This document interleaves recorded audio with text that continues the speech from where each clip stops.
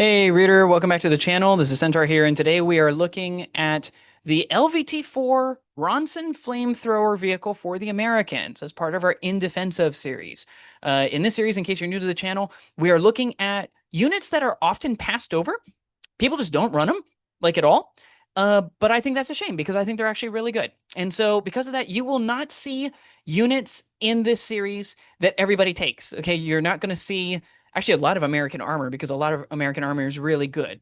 But some of the ones that are less likely to be chosen are the ones that we're going to pick. And so for today, since I'm, kind of thumbing through the Armies of the US book and mostly figuring out which STL files I want to buy from people, we're taking a look at the LVT-4 with the Ronson Flamethrower. As the LVTs did go through quite a few different iterations, there's a lot of different armaments that are available. But we're talking specifically about the one equipped with the Ronson Flamethrower. So the first question is, do people run LVT-4s? And in my experience, both from what I've seen with battle reports online, what I've seen at tournament play here locally in the area, as well as lists that I've seen that have been posted by other people internationally, I have not seen many of these for second or third edition. These are extremely rare. Okay. Their damage value 7+ with a 12-inch range main gun. I think that's partially the reason why.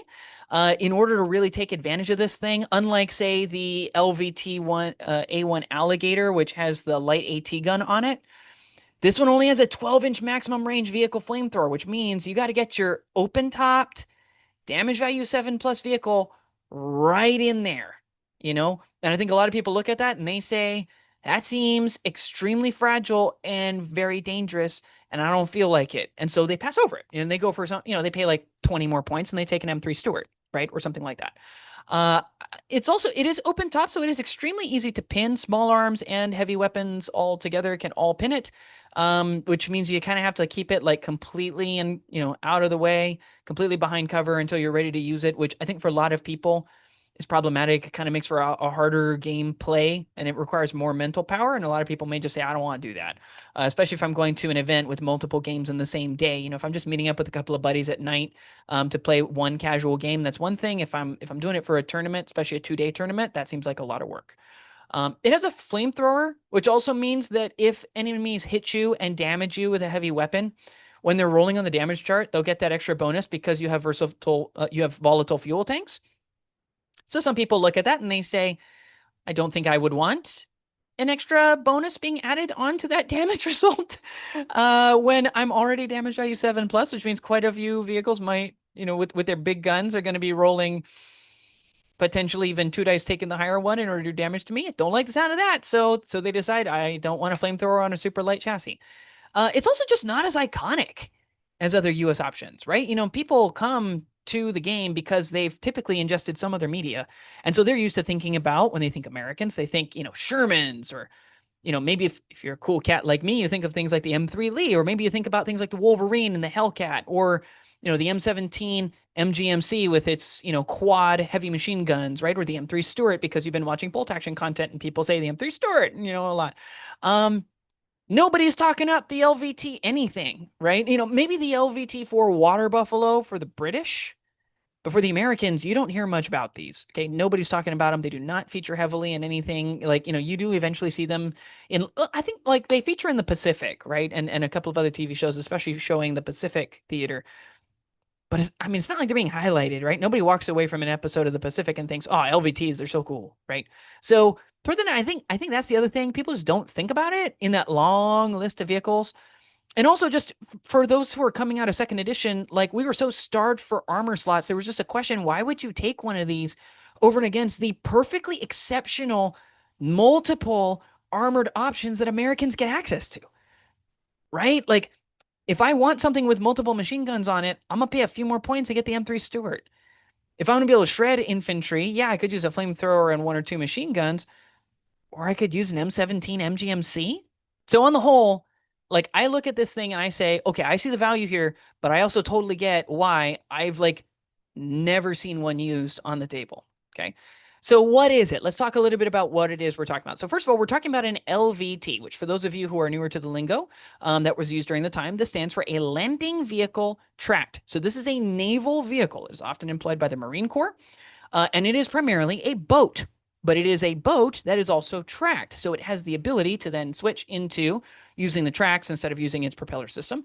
And therefore, once it hits the shore, it can start rolling out and you can go immediately into fighting. You don't have to land a vehicle, drop the gangplank, roll out the vehicle, and all at which point that vehicle and its crew and anybody around it are extremely vulnerable, right?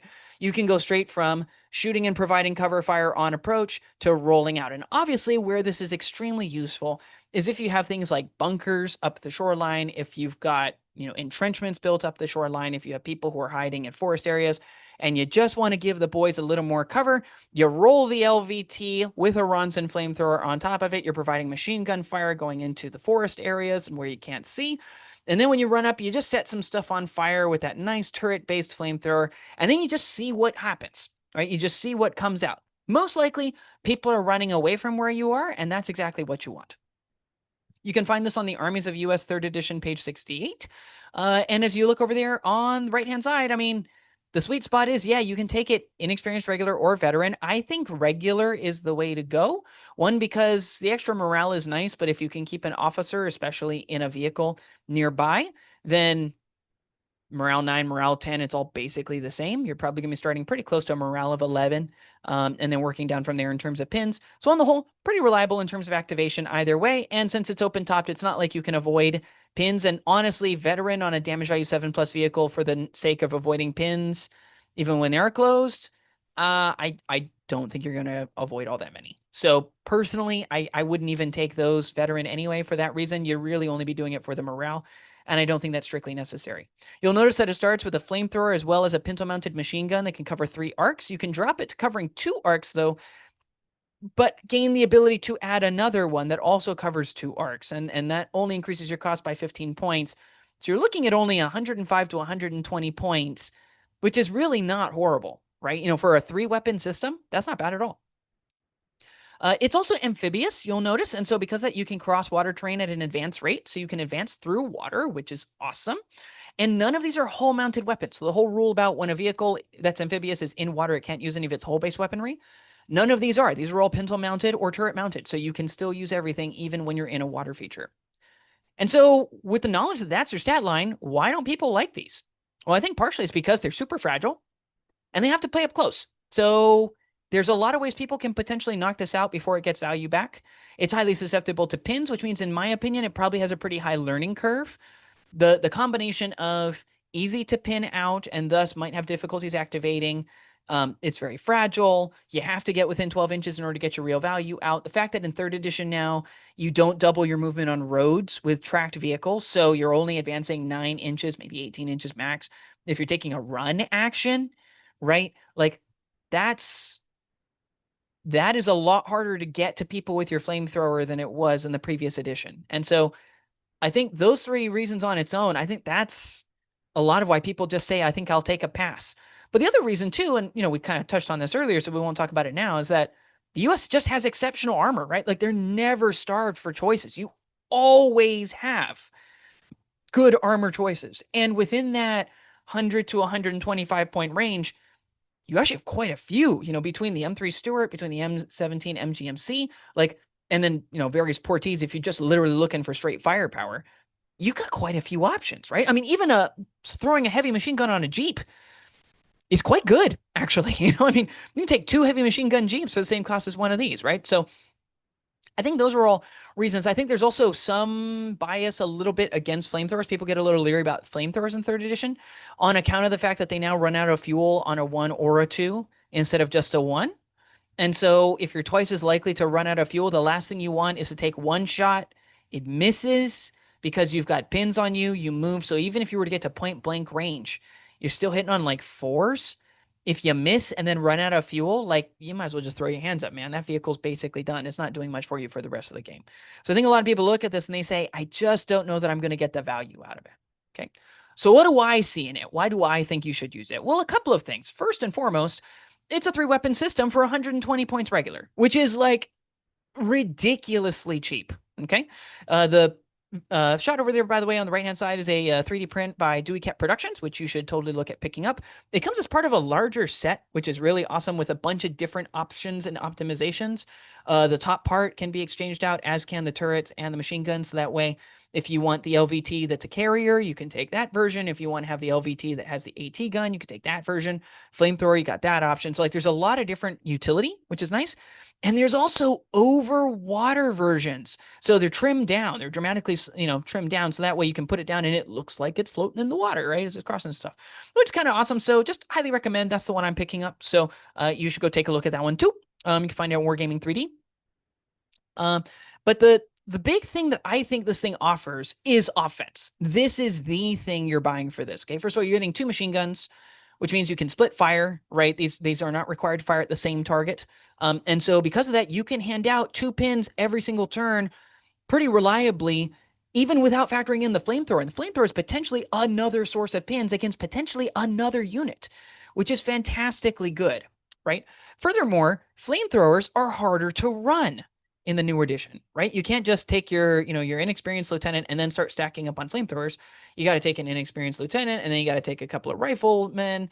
You could take those inexperienced if you really wanted to, just to save yourself some points in order to lockstep. But then you got to take an engineering platoon lieutenant, and then he's got to lead some flamethrowers, and that's kind of how you primarily get to flamethrowers, unless you buy a vehicle. And out of all of the, especially multi-weapon system flamethrower vehicles, this is one of the cheapest.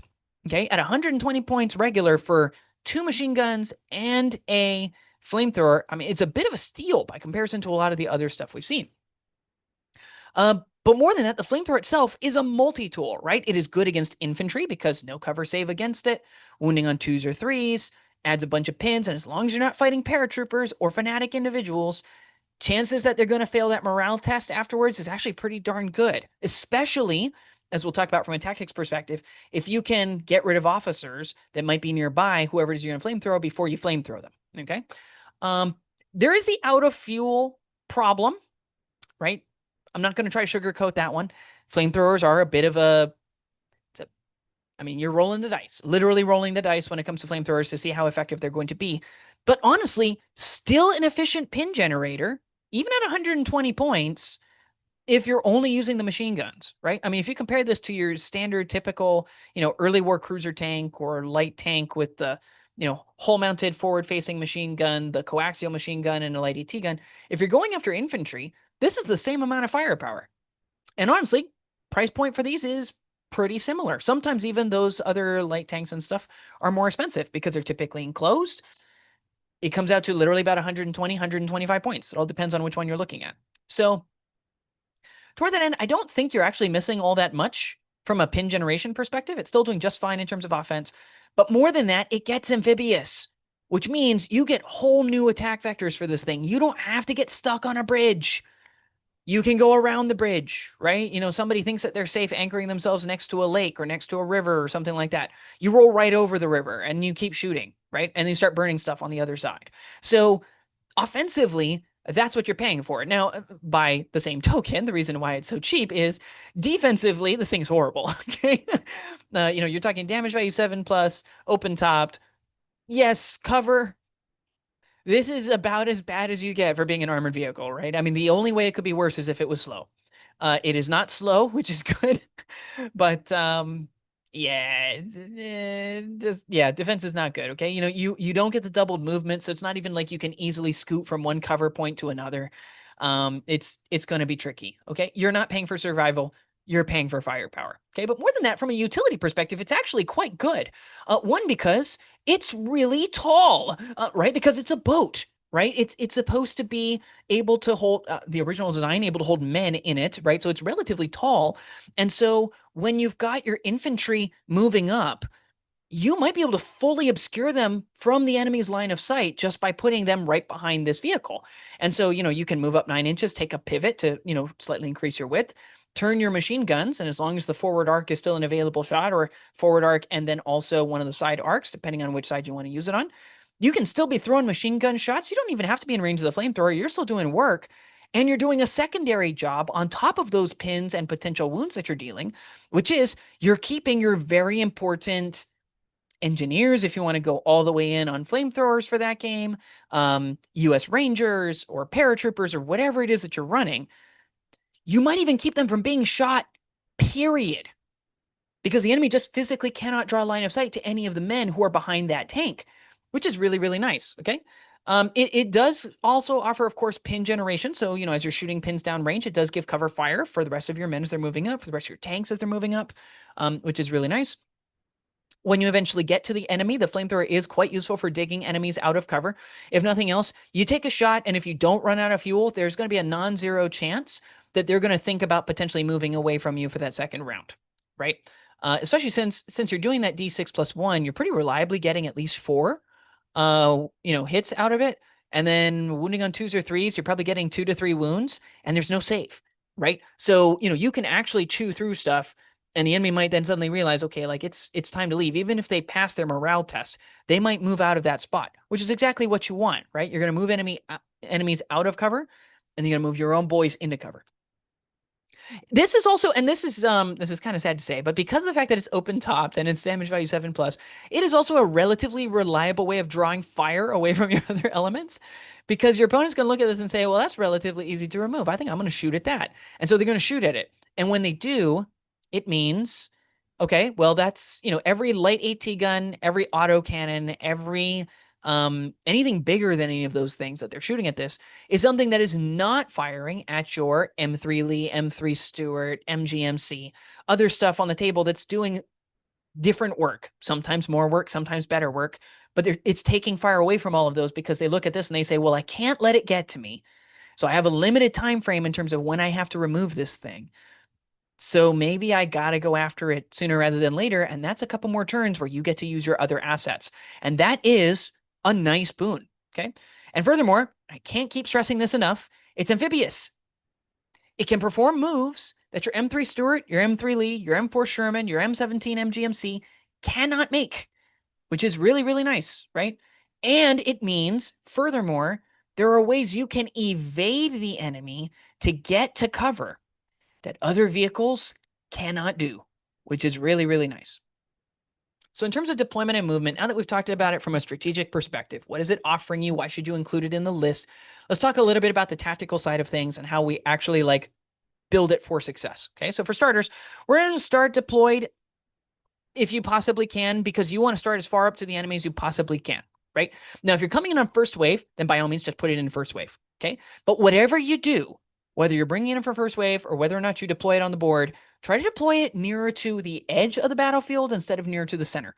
That, side 1.5 feet or so on either side is the ideal spot. And the simple reason for that is units who want to shoot at you, to apply pins to you or remove you, they have to be able to see you, which intervening terrain will help to block, and they have to be in range of you. And so because of that, the further you go to the extremities, the less units on average the opponent's going to have, okay? This also means you can deploy at any time. Obviously, deploying it later when you see what assets there are is quite useful, right? There's no use in putting a flamethrower down and then the enemy, as like your first drop, and then the enemy puts everything on the opposite side of the board, right? But you can technically deploy at any time. It's not like it's one unit that has to wait until the very end. There are some units like that, like transports that are loaded up with people. Okay, check out our video talking about that in our transport series. But if that's where you're going, you can technically deploy this anytime, right? You don't have to put it down early or late. You can flex depending on the needs of your army. Okay. In terms of activation, you can activate it early. You can activate it late in the turn. It doesn't really matter. The big thing that I would recommend is you do want to relatively early on in every turn, you want to activate it because you want to be able to pin and whittle down other units so that other units can take advantage of that later in the turn, right? If you're going to advance this thing up 9 inches, throw down some pins down range, and then a little later on, you follow up with an M17 MGMC who's now also shooting at people and actually removing people, you triggered a bunch of stuff. You were able to potentially winnow them down, and then you're setting up for somebody to actually do removal, right? That way, it's a little bit closer to them removing half or more of the current units, and thus potentially forcing a morale test. Doesn't work against every unit, but when it does work, it saves you a lot of time and energy trying to dig people out, right? It's also nice in case you're worried that a unit's going to be shooting at one of your units later on. So you might give this unit an order dice as early as the first activation because you're like, well, there's a forward observer, and I don't want him calling in a strike. So I'm going to put at least one pin on him, so that way at least he has to make a check if he wants to call in a strike, and then maybe we've got him. And I'm going to take a shot at this sniper, because then at least he has to take an order test if he wants to shoot at us, and that's going to be great. And if you've got two of these things running around, or some other tool that you can do, you snap a platoon commander who snaps this thing and something else. This thing runs up, throws some pins on both of those units. Another unit moves up, throws pins on those two units again, and now suddenly they're at least going to get the penalties not only to pass their order test, but in the case of sniper, -1 to hit, which is also really nice. So, I think there is a strategic element, obviously, as to why you would include this, how you can maximize this in making sure that it activates at the right place because you deployed it right at the right time so that it can be most effective. Okay. In terms of attack vector, when you're ready to actually move in and do the attack, especially with the flamethrower, I think, first of all, when you move to attack, you should always shoot the machine guns first. Okay. Don't really care what it is you're shooting at. But the simple reason for this is twofold. First of all, because if there's an officer nearby, the biggest bane to flamethrowers is that they're going to hit, hopefully. They're going to wound, hopefully. But the wound doesn't really matter because we're going to add a bunch of pins, and then we're going to force a morale test. And the last thing you want is your opponent getting a +2, +3, +4, or +5 to that morale bonus, depending on whether you're fighting British or not. Okay? So the first things first, if you can move this thing in such a way that you can still shoot the flamethrower, but one of those machine guns can shoot first and can try to pop the officer, that's fantastic. Officers can be taken in much larger sections now. Be taken in much larger units. Instead of maxing out at 3, it's closer to like 5 or 6, depending on the nation. The one thing I've noticed, though, is that a lot of people are not taking advantage of that. They're running officers as 1, 2, maybe 3-man squads. And that means throwing 1, maybe even 2 machine guns at that officer. That could work. Could do really, really good work for you, right? And if you can remove the officer, that's just going to make the flamethrower more effective. The second thing you can do is, if you choose to split fire with the machine guns, you can fire the first machine gun at an officer in as much as that's necessary. The second one, you should then fire at the unit you're about to attack with the flamethrower. And the reason why is, hey, if you can remove a unit, always nice, right? If you can remove a model, always nice. But in reality, why we're doing this is we're stacking a pin in preparation for the flamethrower. Then the flamethrower activates. Flamethrower targets the person. You're probably not hitting on worse than 4s. Could be 5s, depending on how things work out. Technically, it could even be 6s, depending on how it goes. But in an ideal world, you're hitting closer to like 3s, maybe 4s in terms of hitting, and you do hit successfully with it. That's the ideal. And then you're going to roll d6 + 1 for a number of hits. You're going to add your pen +2. You're going to roll damage against the unit. And then you're going to roll the d3 pins on top of the 1 pin that you normally do. And then comes the morale check, right? And when we do the vehicle flamethrower video, you're going to see kind of how the math works on it. But all you need to know is this vehicle in particular performs quite well. Not just because it's relatively cheap, but because it can reliably throw a pin on a unit right before activating the flamethrower. Okay? So it guarantees, hey, they're going to have pins, which is always really nice. Okay? So in my opinion, as I'm looking at it, I think you want to try to winnow, you want to apply stuff as best you can. Okay? And this is the way to maximize your effectiveness with the flamethrower. So in terms of the overall value add, why do you take this? You take this because it's really cheap supporting fire. Okay? 2 machine guns for 120 points is actually not horrible, especially when it comes with clearing fire as well, which is what flamethrowers are designed to do. They're designed to wipe out units. Okay? It is also, in my opinion, better than shelling out points for an engineer platoon, right? You're probably already taking an armor platoon because you're playing Americans, and Americans have really good armor, which means if you didn't use up all your slots and you were thinking about an engineering platoon, one of these costs less than your officer and your 2 baseline engineer squads without any flamethrowers whatsoever. A second one is going to cost less than the flamethrowers you're throwing in plus a flamethrower team added onto that.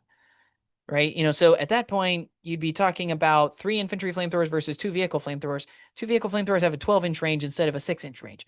Arguably better. So in my opinion, I think this is where you would want to go. If you're like, I don't know that I want to shell out the points for an engineer platoon, don't shell out points for the engineer platoon. Shell out 240 points and add 2 flamethrowers with machine guns, fully armored up, admittedly open-topped, but armored up to throw at the enemy. And I think you might actually find that you get better value out of it, okay? Furthermore, they're very easily activated, okay? Because of the fact that, you're probably going to take them regular. You can easily keep them near an officer, at which point they're probably going to do what you want them to do.